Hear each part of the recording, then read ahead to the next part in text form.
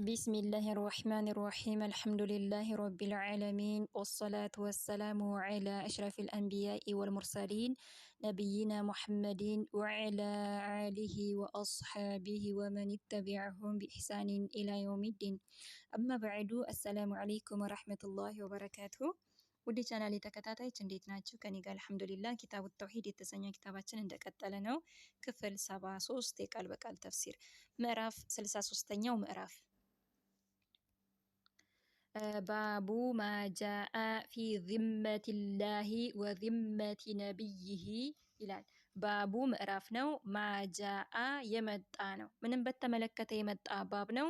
ፊ ዚመቲላሂ የአላህን ቃል ኪዳን መጠበቅ ወዚመቲ ነቢይህ እንዲሁም የነቢ ዓለይሂ ሰላቱ ወሰላምን ቃል ኪዳን መጠበቅ በተመለከተ የመጣ ባብ ነው። ጠይብ ባቡ ምዕራፍ ነው። ማጃ የመጣ ነው። ፊ ዚመቲላሂ የአላህን ቃል ኪዳን መጠበቅ ማለት ምንድን ነው? እንግዲህ እኔ ለአንዲት እህቴ ወላሂ ይሄን እናደርግልሻለሁ ብዬ ቃል ከገባሁኝ ያንን ቃል ኪዳኔ መሙላት አለብኝ ማለት ነው። የገባሁትን ቃል ኪዳን መሙላት አለብኝ።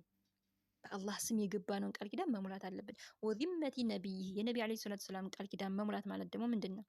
አይ በነብዩ ይሁንብኝ ይሄን አደርግልሻለሁ ብዬ ቃል አልገባም። እንደዚህ አይቻልም፣ አይቻልም።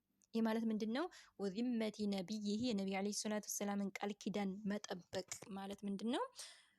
ነቢ ዓለይሂ ሰላቱ ወሰላም በአላህ ስም የገቡትን ቃል ኪዳን መጠበቅ፣ ቃል የገቡላቸውን ሰዎች እኛም ቃሉን መጠበቅ አለብን ማለት ነው። ምሳሌ እንግዲህ በዛን ዘመን ነቢ ዓለይሂ ሰላቱ ወሰላም እነዚህ ሰዎች በእኛ ከለላ ስር ናቸው፣ በእኛ ከለላ ስር ናችሁ፣ በእኛ ጥበቃ ስር ናችሁ ብለው ቃል ገቡላቸው ለነዛ ለሰዎች።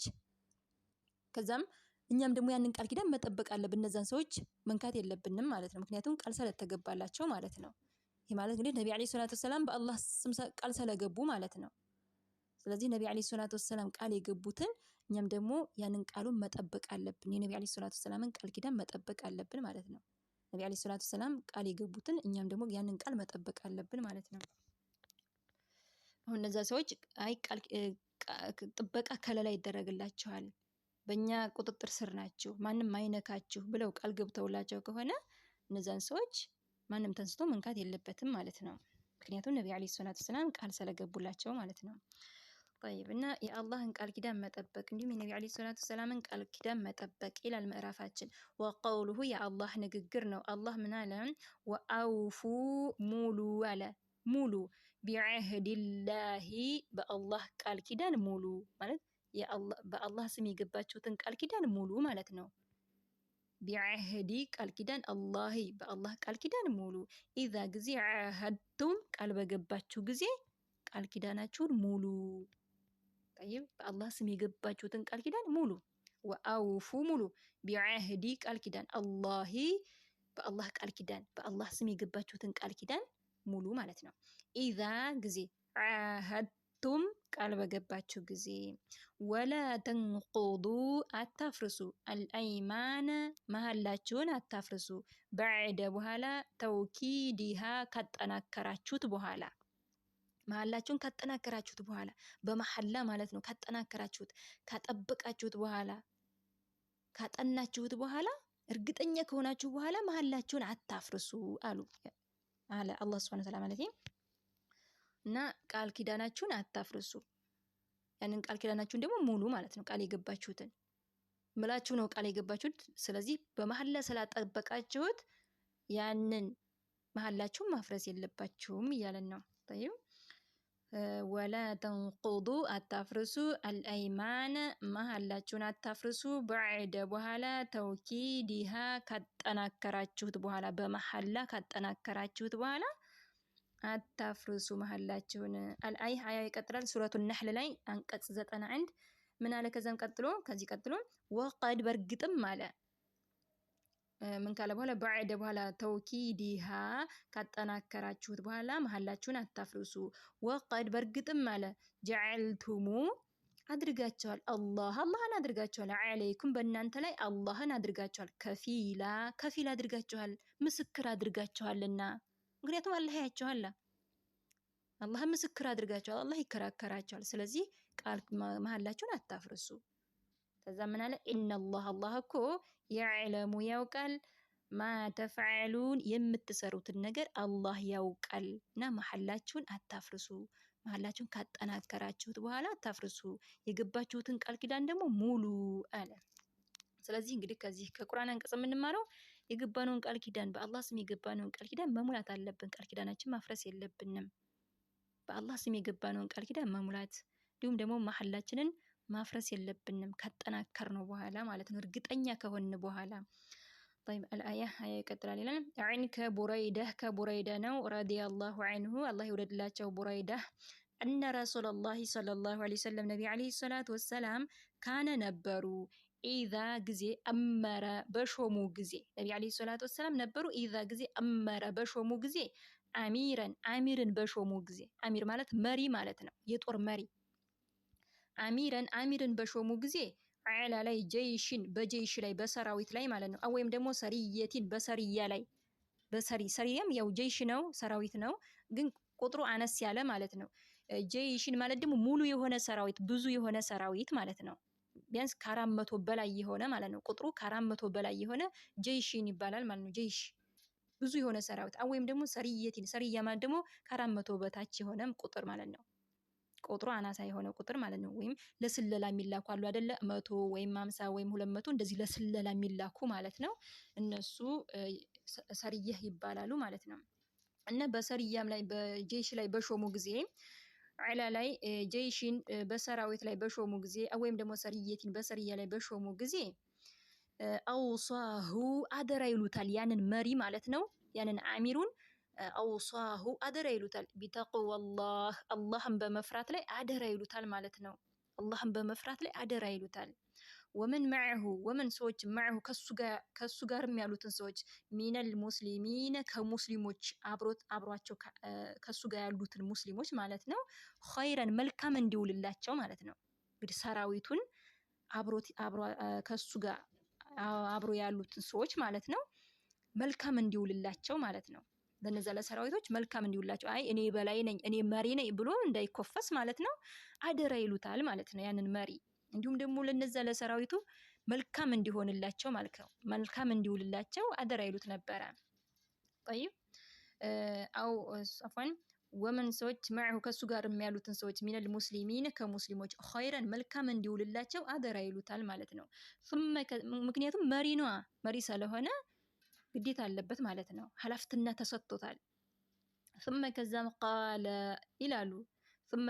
ቃለ ይላሉ ነብያችን ኦግዙ ዝመቱ ይላሉ። ቢስሚላሂ በአላህ ስም ዝመቱ ፊ ሰቢልላህ ፊ ሰቢሊ መንገድ ላይ አላህ በአላህ መንገድ ላይ ዝመቱ ቃቲሉ ተጋደሉ ተዋጉ መን ሰውን ከፈር የካደን ቢላህ በአላህ የካደን ሰው ተዋጉ ተጋደሉ ብለው ይልኳቸዋል ማለት ነው። ይሄ ማለት ተጋደሉ ማለት አሁን ይችን ይዘው ከሃዲያኖች ሙስሊሞች እኮ ገዳይ ናቸው ይሄን ብለው ሐዲስ ያመጣሉ ማለት ነው። ይሄንን አያስይዝም። ምክንያቱም እነዛም ከሃዲያኖች እኮ ሙስሊሞችን ሊገሉ ነው የመጡት ሊያሳድዱ ነው የመጡት። ስለዚህ ዝም ማለት የለባቸው። ምክንያቱም አርፎ የተቀመጠ ሰው በስነ ስርዓት ሳይተናኮስ የተቀመጠ ሰው ማንም አይነካውም። ግን እነዛኞቹም ከሃዲያኖች ሙስሊሞችን ለማጥፋት እየተሯሯጡ ስለሆነ ተንኮለኛ ስለሆኑ ነው በዛን ዘመን ማለት ነው። ስለዚህ ያ ምሳሌ ከሃዲያኖች አርፈው ከተቀመጡ በስነ ስርዓት የማይተናኮሱ ከሆኑ ማንም አይነካቸውም፣ ሰላማዊ ናቸው። ስለዚህ ግን ሙስሊሞችን እናጠፋለን እናሳድዳለን ካሉ ደግሞ ያው ሙስሊሞችን መነሳት አለባቸው ማለት ነው።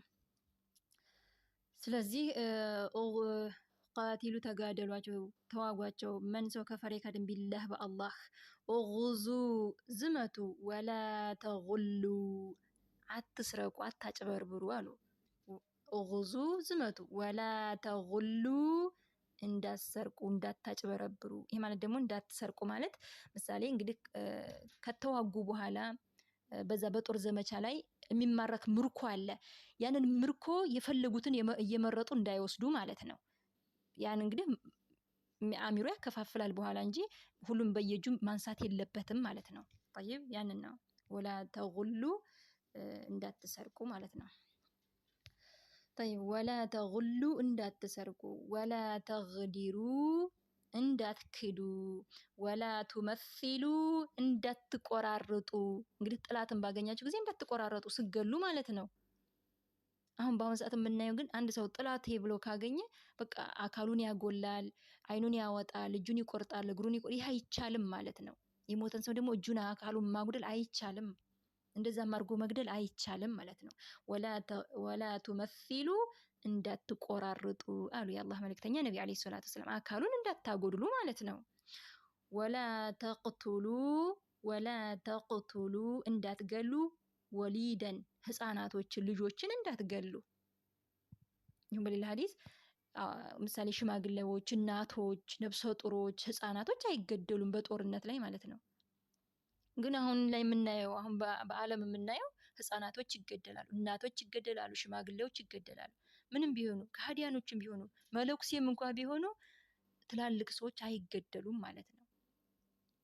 ጠይብ እስልምና እኮ የረቀቀ ነው እና አትግደሉ አሉ። ወሊደን ህፃናቶችን አትግደሉ። ወኢዛ ጊዜ ለቂተ ባገኘህ ጊዜ በተገናኘህ ጊዜ አድወከ ጥላትክን በተገናኘህ ጊዜ ሚነል ሙሽሪኪነ ከሙሽሪኮች ማለት ነው ከአጋሪያኖች ከሙሽሪኮች ጥላትህን ባገኘህ ጊዜ ፈድዑሁም ጥሪ ያድርግላቸው፣ ፈድዑሁም ጥሯቸው ኢላ ወደ ሰላሲ ወደ ሶስት ኺሷሊን ወደ ሶስት ነገሮች ወይም ደግሞ ኺላሊን ወደ ሶስት አይነቶች። ኺሷልና ኺላል አንድ ነው እዚህ ላይ ኢላ ወደ ሰላሲ ወደ ሶስት ኺሷሊን ወደ ሶስት ነገራቶች ወይም ደግሞ ኺላሊን ወደ ሶስት አይነቶች ማለት ነው። ወደ ሶስት ነጥቦች ጥሯቸው እንጂ ዝም ብሎ አይገደልም ማለት ነው። እንግዲህ ጥላቶችን ስታገኙ መጀመሪያ ጥሪ ታደርግላቸዋል ማለት ነው። ከዛም ፈአየተሁነ ማንኛውንም ማአጃቡ ከእሺ ብለው ከተቀበሉ ከሶስት አንዱ ማለት ነው። ፈአየተሁነ የትኛውንም ማአጃቡ ከእሺ ብለው ከተቀበሉ ከሶስት አንዱ ማለት ነው። እሺ ብለው ከተቀበሉህ ፈቅበል ተቀበል፣ ሚንሁም ከነሱ ተቀበል፣ ወኩፈ ሰብስብ፣ ዓይንሁም ከነሱ ደግሞ ሰብስብ፣ ምንህን እጅህን ሰብስብ፣ አትዋጋቸው ማለት ነው። ቆይ ንፋሱ አስቸገረስ። طيب ወኩፈ ሰብስብ፣ ዓይንሁም ከነሱ እጅህን ሰብስብ፣ አትዋጋቸው ማለት ነው። ከሶስቱ እንግዲህ አንዱን ከተቀበሉ ማለት ነው። طيب ثم ከዛም እንግዲህ አንደኛው ምንድነው? ثم ከዛም ኡድዑሁም ጥሪ ያድርግላቸው፣ ጥራቸው ኢላ ወደ አልኢስላም ወደ እስልምና ጥሪ ያድርግላቸው። የመጀመሪያው እንግዲህ ወደ እስልምና ጥሪ ያድርግላቸው። ፈኢንኩ አጃቡከ ይህን እሺ ብለው ከተቀበሉ ፈኢንኩ አጃቡከ እሺ ብለው ከተቀበሉ ይህንን ማለት ነው እስልምናን ፈቅበል ተቀበል፣ ሚንሁም ከነሱ ተቀበል፣ እሺ ብለህ ተቀበላቸው። ثم ከዛም ኡድዑሁም ጥራቸው ኢላ ወደ አተሐውሊ እንዲቀይሩ ሚንከ ዳሪሂም ከሚኖሩበት ሀገር ማለት ነው። ከዛ ከሚኖሩበት ከኩፍር ሀገር ወደ ሌላ ሀገር እንዲቀይሩ ማለት ነው። እንግዲህ እስልምናን እሺ ብለው ከተቀበሉ ከዛም በኋላ ثم ከዛም ኡድዑሁም ጥራቸው ኢላ ወደ አተሐውሊ እንዲቀይሩ ሚንከ ዳሪሂም ከሚኖሩበት ሀገር እንዲቀይሩ ኢላ ወደ ዳሪ ሀገር አልሙሃጅሪነ ወደ ሙሃጅሮች ሀገር ወደ ስደተኞች ሀገር ወደ መዲና ማለት ነው ሀገር እንዲቀይሩ እንዲሰደዱ ወደዛ ንገራቸው። ወአኽቢሩሁም ንገራቸው አነሁም እነሱ እኮ ኢንኩ ፈዐሉ ከሰሩ ዘሊከ ይህን እሺ ብለው ከሰሩ ተተቀበሉ ፈለሁም ለነሱ አላቸው ማ ነገር ሊልሙሃጅሪነ ለሙሃጅሮች ያላቸው ነገር ለነሱም አላቸው ማለት ነው። ለሙሃጅሮች ያላቸው መብት ሁሉ ለነሱም አላቸው። ሙሃጅሮች ማለት ስደተኞች ማለት ነው። እና ለሙሃጅሮች ለነዛ ለስደተኞች ያላቸው ነገር ሁሉ ያላቸው መብት ሁሉ ለነሱም አላቸው ማለት ነው። ወዐለይሂም እንዲሁም በእነሱ ላይ ደግሞ አለባቸው ማ ነገር ዐላ ላይ አልሙሃጅሪነ በሙሃጅሮች ያለባቸው ግዴታ ደግሞ በእነሱም ላይ አለባቸው። በሙሃጅሮች ላይ ያለው ግዴታ ሁሉ ደግሞ በእነሱም ላይ አለባቸው ማለት ነው። ግዴታ አለባቸው ማለት ነው። በሙሃጅሮች ላይ እዚህ ላይ ምንድን ነበር? ፈለሁም ለነሱ አላቸው ማ ነገር ሊልሙሃጅሪን ለሙሃጅሮች ያላቸው ነገር ሁሉ ያላቸው መብት ሁሉ ለነሱም አላቸው። ደግሞም ከዛ ወዐለይሂም በእነሱ ላይ ደግሞ አለባቸው ማ ነገር ዐላ ላይ አልሙሃጅሪን በሙሃጅሮች ያለው ግዴታ ሁሉ በእነሱም ላይ አለባቸው። የሚፈለገው ግዴታ በእነሱም ላይ አለባቸው ማለት ነው። በሚፈለጉት ነገር ሁሉ ያው ግዴታ አለባቸው ማለት ነው። طيب ፈኢንኮ አበው እምቢ ካሉ ይሄንን ፈኢንኮ አበው እምቢ ካሉ አየተሐወሉ አንዘዋወርም ብለው ሚንሃ ከሷ ከሀገራቸው ሚንሃ ከየቷ ከሷ ከሀገራቸው ደግሞ አንዘዋወርም አንሰደድም ብለው እምቢ ካሉ ፈአኽቢሩሁም ንገራቸው አነሁም እነሱ እኮ የኩኑነ ይሆናሉ ከአዕራቢ እንደ ገጠር አልሙስሊሚን እንደ ገጠር ሙስሊሞች ይሆናሉ። እንደ ገጠር ሙስሊሞች ይሆናሉ። ይሄን አንቀበልም ካሉ እንደ ገጠር አዕራቢ ማለት ነው። አዕራቢ ማለት ገጠሪዎች ማለት ነው። የኩኑነ ይሆናሉ ከአዕራቢ የገጠር አልሙስሊሚን የገጠር ሙስሊሞች ይሆናሉ። የገጠር ሰዎች ማለት ነው። እንደ ገጠር ሙስሊሞች ይሆናሉ። የጅሪ ይከሰታል ይፈጸማል ዐለይህም በእነሱ ላይ ይፈጸማል ሕክሙ ፍርድ አላህ ፍርድ ይከሰታል። ተዓላ ከፍ ያለ አላህ ስብሓነሁ ወተዓላ ፍርድ በእነሱ ላይ ይከሰታል ማለት ነው። አለዚያ የጅሪ የተከሰተው ዐላ ላይ አልሙእሚኒን በሙእሚኖች በአማኞች ላይ የተከሰተው በእነሱም ላይ ይከሰታል ይደነገጋል ማለት ነው። የቱ ወላ የኩኑ አይኖራቸውም ማለት ነው። ለነሱ እንግዲህ የቱ ነው የሚከሰትባቸው የአላህ ድንጋጌ ወላ የኩኑ አይኖራቸውም ለሁም ለነሱ ፊል ገኒመቲ ከገኒማ አይኖራቸውም። እንግዲህ አንሰደድም ብለዋል። በቃ እንደ ገጠር ሙስሊሞች ሆነዋል። በቃ ምን አያገኙም ወላ የኩኑ አይኖራቸውም ለሁም ለነሱ ፊል ገኒመቲ ከገኒማ አያገኙም ማለት ነው። ገኒማ ማለት ሙርኮ ማለት ነው።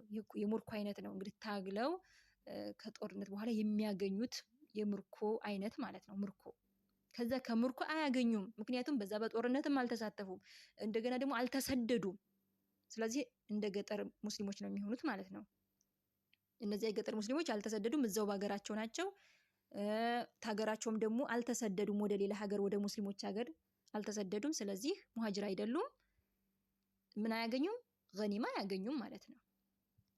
ወላ የኩኑ አይኖራቸውም ለሁም ለነሱ ፊል ገኒመቲ ከገኒማ አይኖራቸውም።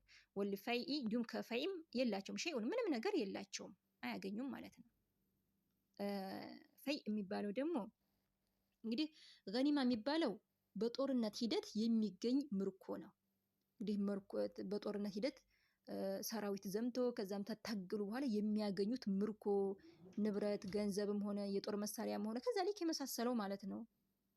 እሱ ነው ፈይ የሚባለው ደግሞ ማለት ነው። ወልፈይ ማለት ፈይ የሚባለው ደግሞ ጦርነት አለ፣ ግን ምንም ሰው አልተገደልም፣ አልተገዳደሉም። በቃ ሙስሊሞች መጡብን ብለው ትተውት የሚፈረጥቱት ንብረት ሀብት ማለት ነው። ምሳሌ መጡብን ሙስሊሞች እኮ መጡብን ብለው በፍርሃት የጦር መሳሪያዎችንም ሆነ ሀብታቸውንም ንብረታቸውን ትተው ያመልጣሉ ማለት ነው፣ ይፈረጥጣሉ። ያ ሙርኮ ምን ይባላል? ያ ሙርኮ እንግዲህ ፈይ ይባላል ማለት ነው። ያው ጦርነት እንግዲህ ሰራዊት ዘምቷል፣ ግን ምንም ጦርነት አልተካካደም፣ ገና ሊካካድ ነው። ግን እነዛ ፈርጥጠው ትተው ሄዱ ማለት ነው። ንብረታቸውን ሀብት ንብረታቸውን ትተው ሄዱ። ያ ምን ይባላል? የምርኮ አይነት ምንድነው? ፈይ ይባላል ማለት ነው። ጠይብ ስለዚህ ከዚህ ምንም አያገኙም ማለት ነው። ምክንያቱም አልተሰደዱም፣ በቃ እንደ ገጠር ሙስሊሞች ናቸው ማለት ነው። ስለዚህ አያገኙም። ይህንን ንገራቸው። ወላ የኩኑ አይኖራቸውም ለሁም ለነሱ ፊል ገኒመቲ ከገኒማ ወልፈይኢ እንዲሁም ከፈይ አያገኙም የላቸውም። ሸይኡን ምንም ነገር ኢላ ቢሆን እንጂ አዩጃሂዱ የታገሉት ሲቀሩ ማለት ነው።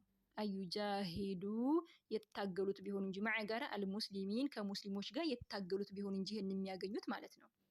ይህንን ገኒማ የሚያገኙት እነዚያ የታገሉት እንዲሁም እነዚያ ሙሃጅሮች እነዚያ ስደተኞች ይሰጣቸዋል ማለት ነው እንጂ እነዚህኞቹ አይሰጣቸውም። ቢታገሉ ኑሮ እዛው የገጠር ሙስሊሞች ሆነው ወደ ጂሃድ ከገቡ ከሙስሊሞች ጋር ወደ ጂሃድ ከገቡ አዎ ከዛ ከንትን ከገኒማ ያገኛሉ ማለት ነው። ግን ወደ ጂሃዱም አልገቡም። እዛው ሆነው አገራቸው ሆነው አንሰደድም አሉ። ወደ ጦርነቱም አልገቡም። ስለዚህ እነሱ ምን አያገኙም? ገኒማ አያገኙም ማለት ነው። ስለዚህ እንደ ገጠር ሙስሊሞች ይሆናሉ የሚለው ይሄንን ነው። طيب እሺ ፈኢንኩሁም እነሱ እኮ አበው እምቢ ካሉ ይሄንንም እምቢ ካሉ ማለት ነው። ፈኢንኩሁም እነሱ አበው እምቢ ካሉ ይሄንንም ፈስአልሁሙ ጠይቃቸው። አልጅዝየተ እንግዲህ ደግሞ ሙስሊም አንሆንም ብለው እምቢ ካሉ ማለት ነው። ፈኢንኩሁም እነሱ እንግዲህ አንሰደድም አሉ፣ ሙስሊምም ደግሞ አንሆንም አሉ። ፈኢንኩሁም እነሱ አበው እምቢ ካሉ ፈስአልሁሙ ጠይቃቸው። አልጅዝየተ ግብር እንዲከፍሉ ማለት ነው። እንግዲህ ካልተተናኮሉ ሙስሊሞችን አንነካም በሰላም እንኖራለን ብለው የትም አንሄድም ካሉ ደግሞ አርፈው ከተቀመጡ ከሙስሊሞች ላይ እጃቸውን ከሰበሰቡ ምን በላቸው? ፈኢንኩሁም እነሱ አበው ምሳሌ ፈኢን ከሁም እነሱ አበው እምቢ ካሉ ፈስአሉም ጠይቃቸው፣ አልጅዝየተ ግብር እንዲከፍሉ ጠይቃቸው። ምክንያቱም የሀገር እንግዲህ በሙስሊም ቁጥጥር ስር ነው። ስለዚህ ግብር እንዲከፍሉ ጠይቃቸው። ፈኢን ከሁም እነሱ አጃቡ እሺ ብለው ከተቀበሉ ፈቅበል ተቀበል፣ ሚንሁም ከነሱ ወኩፈ ሰብስብ፣ ዓይንሁም ከነሱ እጅህን ሰብስብ። ጠይብ ከዛም ፈኢን ከሁም እነሱ አበው ይህንንም እምቢ ካሉ ግብር ክፈሉ ብልሃቸው እምቢ ካሉ ፈስተዒን ታገዝ፣ ቢላሂ በአላህ ታገዝ፣ ወቃቲልሁም ተጋደላቸው፣ በአላህ ታግዘህ ተጋደላቸው። እንግዲህ አይ እኛ እንደፈለግ እንሆናለን፣ ሙስሊሞች የምንተናኮላለን፣ ግብርም አንከፍልም ካሉ እንደ ተጋደላቸው፣ በአላህ ታገዝና ተጋደላቸው ማለት ነው። አርፈን አንቀመጥም አሉሃ። እንግዲህ ግብር እየከፈሉ በሰላም ያ እንግዲህ የሙስሊም ሀገር ነው፣ በሙስሊም ቁጥጥር ነው፣ በሙስሊም ስር ናቸው። ስለዚህ ግብር እየከፈሉ በስነ ስርዓት ሙስሊሞችን ሳይተናኮሉ በሰላማዊ ኑሮ እንኖራለን ካሉ አርፈው ይኖራሉ። ግንስ አይ እንተናኮላለን ግብርም አንከፍልም ካሉ ግን ፈኢንኩ አበው እምቢ ካሉ ይሄንን ፈኢንኩ ሁም እነሱ አበው እምቢ ካሉ ፈስተዒን ታገዝ፣ ቢላሂ በአላህ፣ ወቃቲልሁም ተጋደላቸው። ይሄ ነው እንግዲህ 3 ምርጫ ቀርቦላቸዋል። ይህንንም እምቢ ካሉ ግብርም በእምነታቸው ሆነው እኮ ነው፣ በእምነታቸው ላይ ሆነው ግብርም እየከፈላችሁ ኑሩ ሲባሉ እምቢ ካሉ እንግዲህ ተጋደላቸው። በሰላም ኑሩ አንኖርም ካሉ ማለት ነው። እና ይሄንን ይመስላል እንግዲህ ኢንሻአላህ። አሁንም አልጨረስኩትም ደቂቃው ስለሚሄድ ይቺ ቀርታኛለች። ኢንሻአላህ ከቀጣይ ክፍል ጋር መለሳለሁ ማለት ነው። ደቂቃው ሄዶብኛል፣ ላይገባችሁ ይችላል። በተደጋጋሚ አዳምጡት። በተለይ ኡስታዞቻችንን አዳምጡት እንዲገባችሁ ማለት ነው። ደጋግማችሁ ካዳመጣችሁት ይገባችኋል። ማብራሪያውንም በደንብ ስሙ። هذا والله أعلم። አላህ የበለጠ ያውቃል። ወሰላሙ አለይኩም ወራህመቱላሂ ወበረካቱሁ።